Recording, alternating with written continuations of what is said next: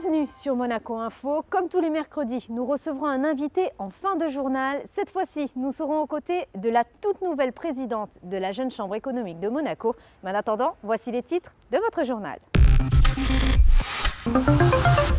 En ouverture de cette édition, nous ferons un point sur le dossier Jardin d'Apolline. Nous reviendrons sur la conférence COFAS Risque Pays qui avait lieu au Café de Paris. Nous assisterons à la 13e biennale de cancérologie qui se tenait ce mercredi matin. Et nous parlerons Special Olympics avec leur participation à la No Finish Line. En ouverture, nous allons faire un point sur le dossier Jardin d'Apolline. Une équipe de Monaco Info a pu rencontrer Albert Croesi, chargé de mission auprès du ministre. Je vous propose de l'écouter. Aujourd'hui, la situation est claire. Les travaux vont commencer tels que prévu, tels qu'a annoncé il y a quelques mois déjà, à la fin du mois de février. Nous sommes partis pour 36 mois de travaux pour l'ensemble des 4 blocs et tout se déroule tel que prévu. Donc tous les appartements seront refaits en intégralité, les intérieurs seront repris, les carrelages, les cloisons, tout ce qui avait été annoncé au mois d'octobre dernier va être exécuté. Les échanges avec les résidents se passent toujours très très bien. Il y a un petit peu d'inquiétude au départ, où je vais être relogé, comment je vais y aller, comment ça va se passer, mon loyer, mon retour, quand est-ce que je vais revenir. Mais aujourd'hui, les gens ont bien compris que les engagements du gouvernement sont tenus. Ils vont rester en gros 15 à 18 mois, grand maximum, chacun à l'extérieur de leur appartement d'origine. Chacun a pu choisir son appartement, comme on l'a dit de maintes reprises, et l'ambiance est bonne, les relations sont calmes, les gens sont rassurés. Je ne sens plus aucune inquiétude de la part de personne. Depuis 4 ans, les entreprises monégasques assistent une fois par an, en début d'année, à la conférence COFAS, une organisation proche des entreprises et qui permet de connaître les prévisions du commerce mondial pour les années à venir. Christina Thomel assistait à cet événement. Connaître le climat des affaires dans le monde, c'est ce que propose chaque année COFAS, la compagnie française d'assurance pour le commerce extérieur. Ce mercredi matin, une centaine d'entrepreneurs monégasques s'est donc retrouvée au salon Bellevue du Café de Paris pour écouter Julien Marcilly développer ses arguments sur l'année écoulée et sur l'année à venir. Et si l'international est une nécessité pour la principauté et que le commerce mondial s'est développé de manière exceptionnelle en 2017, 2018 s'annonce d'ores et déjà comme une bonne année. 2017 a été une année qui est plus positive que prévu, avec beaucoup de bonnes surprises, que ce soit dans les économies avancées ou dans les économies émergentes. C'est vrai qu'on a eu plutôt pas mal de surprises, que ce soit en provenance d'Europe, même des États-Unis, où on pensait que le cycle d'expansion allait arriver à sa fin. Et puis dans les émergents aussi, je le disais, il y a eu beaucoup de pays qui ont vu leur croissance repartir. Chaque année, ils donnent des prévisions qui, comme toutes les prévisions, ne sont pas tout à fait justes.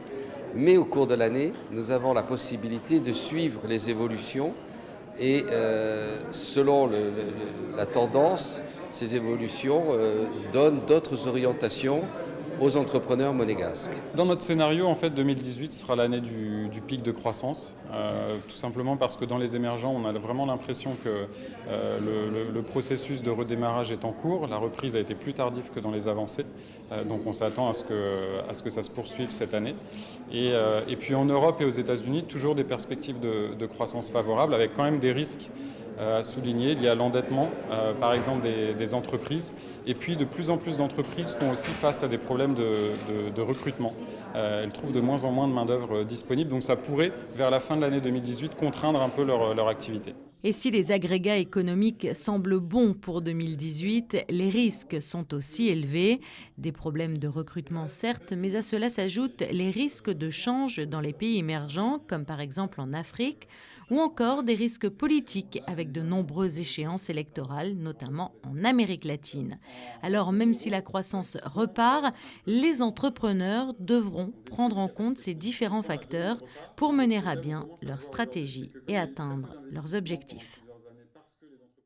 Et dans le reste de votre actualité monégasque, en bref et en images. Pour la troisième fois, l'incubateur accélérateur de start-up monégasque Monacotech lance un appel à candidature. Inauguré au mois de novembre dernier, il accueille actuellement 15 start-up dans le quartier de Fontvieille. Lors des 2 premiers appels à candidature, 172 projets avaient été examinés.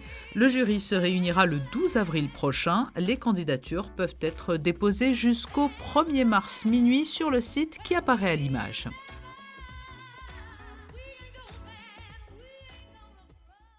À l'occasion de la 13e biennale de cancérologie qui a lieu jusqu'au 3 février au Grimaldi Forum, des élèves de terminale de la Principauté ont assisté à une conférence autour du thème « Comment prévenir le cancer ?» Alexandra Pani vous en dit plus.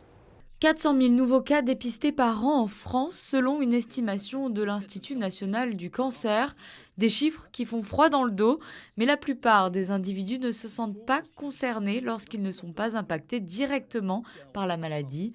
La 13e édition de la Biennale monégasque de cancérologie a donc choisi cette fois-ci de proposer à des lycéens de la Principauté une discussion pour briser les tabous sur cette maladie. La difficulté, c'est de faire passer des messages qui auront des fois une connotation qui est difficile à entendre à cet âge-là, parce qu'évidemment, puisqu'on est tous passés, on est invincible à cet âge-là. Donc entendre des messages pour dire qu'il faut peut-être modifier leur comportement, ça, évidemment, ça va passer au-delà. Mais je crois que c'est pas l'objectif, c'est évidemment pas ni de donner des chiffres catastrophiques ou de modifier leur comportement, mais de les amener à une réflexion. Je crois que c'est ça qui est important. Et le cancer étant malheureusement un enjeu de santé publique fondamental, je crois qu'il n'est jamais trop tôt pour entendre quelques informations, même si on sait très bien. On a vécu ça avec l'infection VIH il y a plus des années où on allait dans les collèges, notamment ici, et le message passe petit à petit. Est-ce que le sommeil peut avoir le manque de sommeil peut avoir un impact sur le risque d'augmentation de cancer ? Les questions fusées, tous semblaient finalement sensibles à ce sujet. L'objectif était avant tout de prévenir et faire passer un message.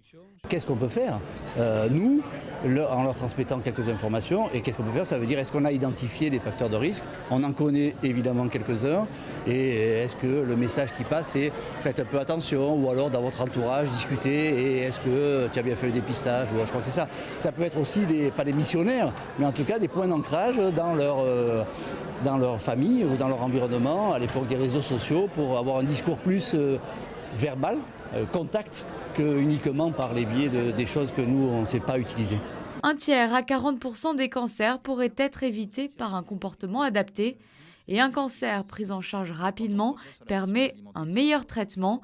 Il est donc essentiel de rappeler l'importance du dépistage, et ce, dès le plus jeune âge.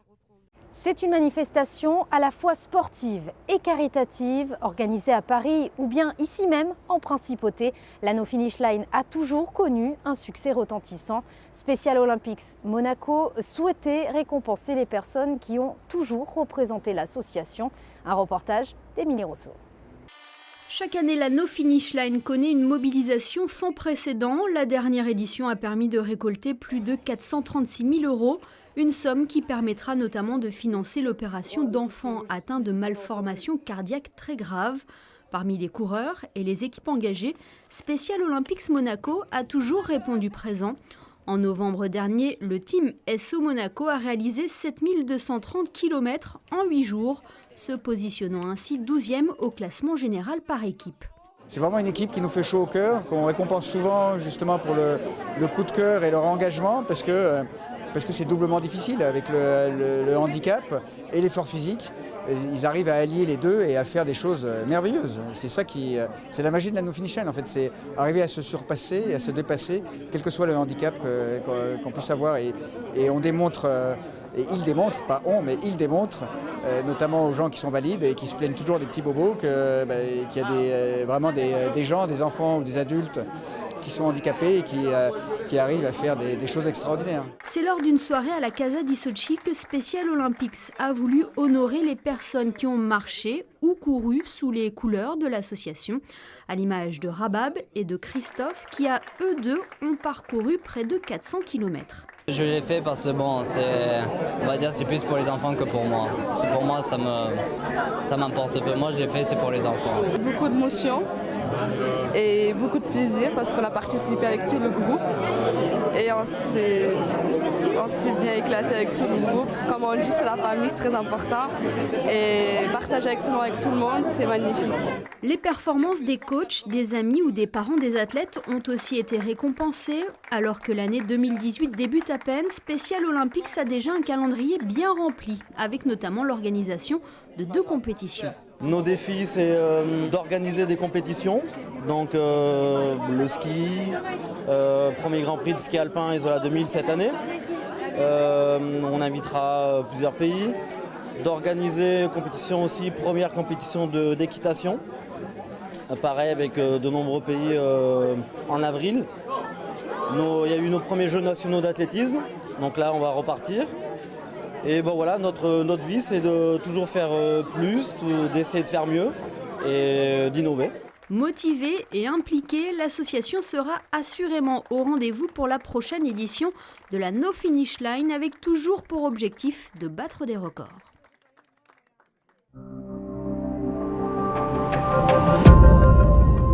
Vous venez de voir l'essentiel de l'actualité monégasque. Nous avons donc rejoint notre invitée du mercredi. J'ai à mes côtés la toute nouvelle présidente de la Jeune Chambre économique de Monaco, Olena Prikotko. Bonjour. Bonjour. Merci d'avoir accepté cet entretien, c'est un plaisir. Alors dans un premier temps, j'aimerais que l'on revienne sur votre parcours. Vous avez été très jeune, impliquée dans des mouvements associatifs. D'où est née cette implication, cet engagement finalement ?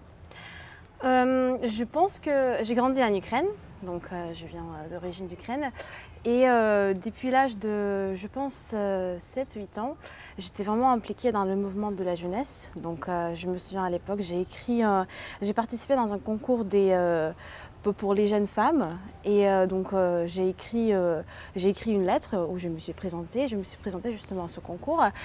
Et depuis ça, j'étais très engagée dans le mouvement de la jeunesse. Donc j'étais présidente du mouvement national des lycéens en Ukraine qui ressemble, je pense, dans le tour, on était 5000 étudiants. Voilà, donc nous avons entamé les projets avec le gouvernement d'Ukraine, avec les Nations Unies également. Et donc j'avais toujours cette passion pour la jeunesse, pour les nouvelles idées, pour promouvoir justement la jeunesse créative. Et c'est de là justement, quand je suis arrivée en France, j'avais 16 ans, j'ai commencé les études et j'ai vraiment continué dans cet esprit d'engagement et de créativité. Voilà, si on peut dire ça. Donc vous le disiez, à 16 ans, des études de droit, si je ne Oui, me trompe pas, oui. en France. Comment êtes-vous arrivée en principauté ? Alors j'ai commencé à travailler en principauté, j'étais stagiaire chez Rosemont et justement mon premier employeur c'était mon très cher ami Jean-Luc Méoli qui m'a introduit à la Jeune Chambre. Voilà. Donc c'est comme ça que j'ai commencé mon parcours professionnel en principauté. En quelle année ? Je crois que c'était en début 2014. D'accord, donc en 2015, vous réalisez votre vœu le plus cher, celui de devenir entrepreneur, n'est-ce pas ? Oui. C'est quelque chose que je voulais faire depuis le plus jeune âge parce que dans ma famille, on entreprend depuis des générations, si on peut dire ça. Et donc j'avais toujours cet esprit entrepreneurial et j'ai rencontré mon associé qui était impliqué dans le domaine d'éducation privée depuis 10 ans déjà. Et nous avons lancé une entreprise ici à Monaco et également une structure à Londres. Voilà. Donc aujourd'hui, je le disais en début d'entretien, vous êtes la toute nouvelle présidente de la JCE. Alors, est-ce qu'on peut dire aujourd'hui que la Jeune Chambre économique forme les leaders de demain ? Oui et non. Parce Expliquez-moi. que si vous voulez, la Jeune Chambre, c'est pas une école de formation. Nous, notre vision, notre ambition, c'est que chaque personne qui devient membre candidat ou membre de la Jeune Chambre puisse en fait devenir président à long terme, c'est-à-dire de reprendre le relais de la Jeune Chambre. Nous, on leur donne les moyens, c'est-à-dire que nous avons, cette année par exemple, on va introduire un parcours membre qui prépare justement les membres à la présidence, mais qui est aussi très utile dans la vie personnelle et professionnelle. Donc effectivement, on ne vient pas se former exclusivement à la Jeune Chambre, on vient se former par l'action. Voilà. Et c'est ça, je pense que c'est ça qui reflète vraiment l'esprit de la Jeune Chambre. Est-ce que vous avez envie justement de mettre en place des nouveautés lors de votre mandat ? Justement, je pense que vous connaissez, à la Jeune Chambre, ça tourne autour de 3 axes. C'est l'entrepreneuriat, le networking et la formation. Donc, en fait, cette année, elle est très très importante parce que nous arrivons à la fin de plan de développement triennal qui a été mis en place en 2014. Et nous allons travailler sur le nouveau plan de développement de la Jeune Chambre, à la fois ici à Monaco et à l'international aussi, parce que nous sommes affiliés à la GSAID Junior Chamber International. Et donc, cette année, en fait, ce qu'on souhaite mettre en place, c'est à la fois de préparer nos membres à l'avenir, en fait, de la Jeune Chambre, pas de transformer, mais de faire en sorte que la Jeune Chambre devienne un peu plus un think tank, des idées, des personnes qui partagent leur expérience, leurs idées et leur volonté de vraiment changer et promouvoir la principauté. Et comment est-ce que nous allons le faire? Donc à la fois les formations qui sont centrées sur le développement de nos membres et vraiment, comment dirais-je, bring out the best of someone. Donc c'est ça en fait l'idée que nous avons.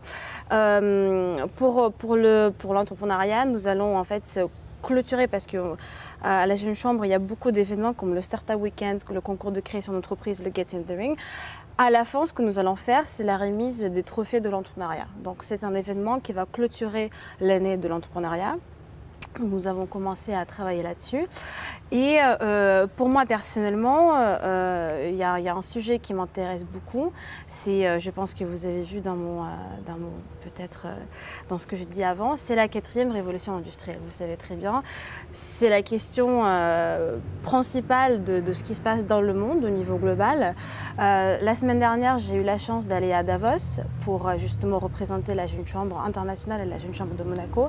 Et j'ai parlé des changements, les changements qui s'opèrent dans le tissu économique et social à cause de ce changement industriel.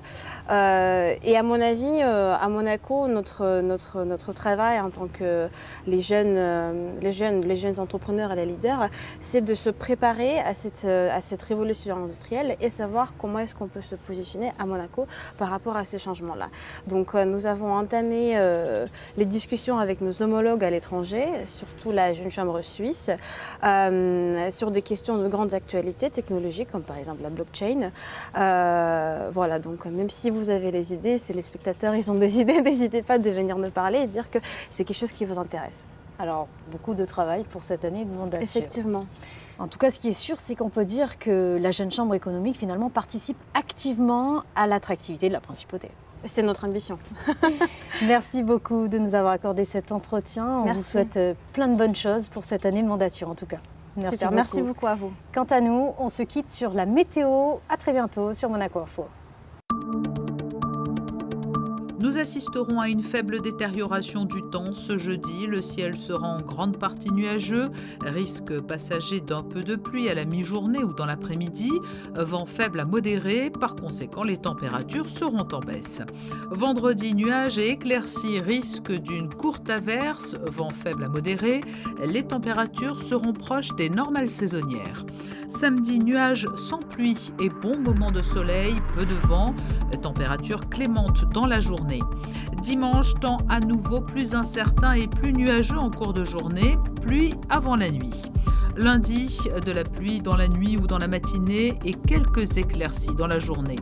Pour les jours suivants, temps changeant, sans mauvais temps, les températures seront conformes à la saison.